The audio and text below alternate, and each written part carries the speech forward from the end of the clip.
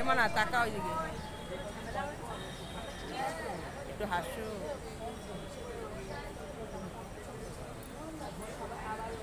রুমালি এই তোমার ভাই ভালো আছে এখন? মোটামুটি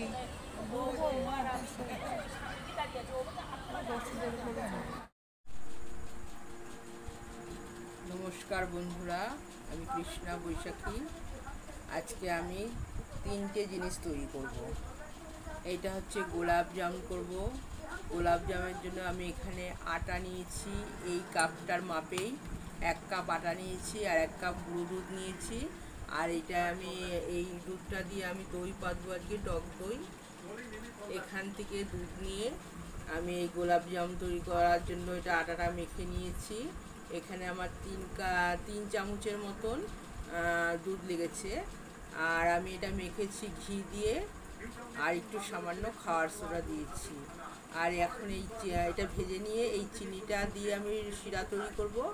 এইখানে আমি এই কাপের আর 2 কাপ জল দিয়ে এটা করব। আর ওই দুটো আমি এলাচ রেখেছি, এলাচ দুটো এর সাথে চিড়ে দিয়ে দেবো। আর আমি এখানে করব আমের আচার। এই আমটা আমি করব এই গুড় দিয়ে, এটা হচ্ছে আপনার ভেলি গুড়। এই ভেলি গুড় দিয়ে আমি এই আমের আচারটা করব। এটা কাঁচা মিঠাই আম, আমি এটা কেটে নিয়েছি।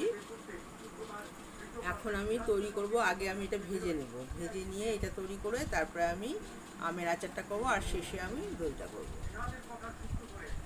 বন্ধুরা, আপনারা আমার চ্যানেলটাকে লাইক, শেয়ার আর সাবস্ক্রাইব করবেন প্লিজ। বন্ধুরা, আমার আচারটা দেখুন, এই মশলা দিয়ে আর ভেলি গুড় দিয়ে এটা করলাম। আর এদিকে আমার কালো জামটা হয়ে গেছে, দেখুন রসে ফুলে একদম টইটুম্বা হয়ে গেছে, দেখুন।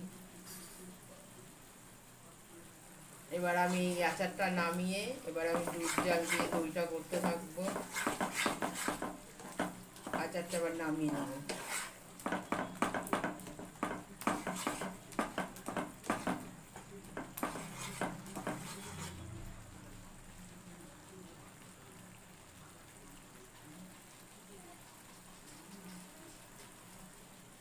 দুটো হয়ে গেল, আর একটা হয়ে গেলেই তারপর আমি ঘুমাবো, অনেক রাত হয়ে গেছে।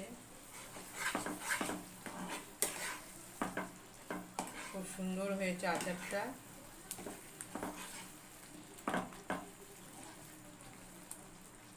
এখানে আমি একটু চিনি দিইনি, এটা শুধু আমি গুড় দিয়েই করলাম। আমার এখানে চারটে না, আমার মোট 5টা আম ছিল। তো আমার এই 5টা আমি 200 ভেলি গুড় দিয়েছি।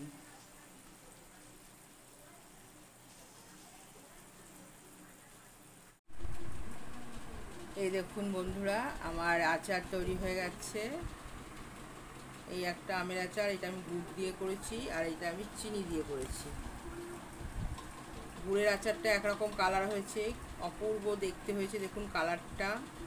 আর আমি মশলা দিয়েছি 5 ফোড়ন আর গোটা জিরে আর শুকনো লঙ্কা একসাথে একটু কড়াইতে ভেজে নিয়ে আমি এই মশলাটা পেস্ট করে দিয়েছি।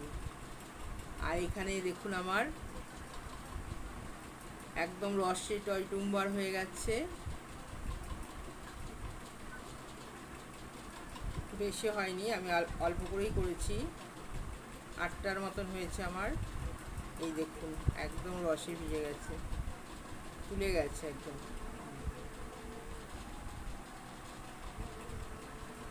এখন আমি দুধটা বসিয়েছি, দইটা পাতলেই আমার কমপ্লিট।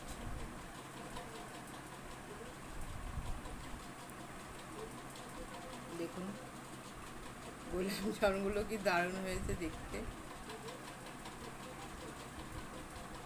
একদম। এগুলো একটু রসে ভিজিয়ে রাখতে হবে, তা আমি এর ভেতরে রসের মধ্যেই রেখেছি।